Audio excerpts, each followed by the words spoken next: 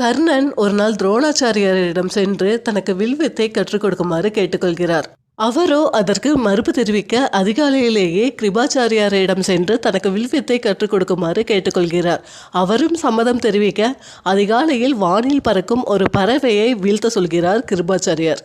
நானில் அம்பை பூட்டிய கர்ணனோ அந்த அம்பை அந்த பறவையின் மேல் விடாமல் அந்த அம்பையும் வில்லையும் கீழே வைத்து விடுகிறார். அதற்கான காரணத்தை கிருபாச்சாரியார் கேட்கவே, பறவைகள் இந்த அதிகாலை நேரத்தில் தான் தனது குஞ்சுகளுக்கு உணவுகளை எடுத்து செல்லும். இந்த நேரத்தில் அதனை வீழ்த்துவதனால் நான் வீரனாவேன், ஆனால் அதனுடைய குஞ்சுகளோ அனாதையாகும். அதனால்தான் நான் இந்த அம்புகளை வைத்து விட்டேன் என்று கூறினானாம் கர்ணன். அதில் மெய் சிலிர்த்த கிருபாச்சாரியாரோ, நீ கற்றது வித்தை அல்ல, வேதம் என்று சொன்னாராம் கர்ணனிடம். ஆமாங்க, பண பலத்துலேயும் பதவி பலத்துலேயும் அதிகம் இருக்கவங்க அதை விட குறைஞ்ச பலத்தில் இருக்கவங்களோட மோதுறது வீரமே கிடையாது.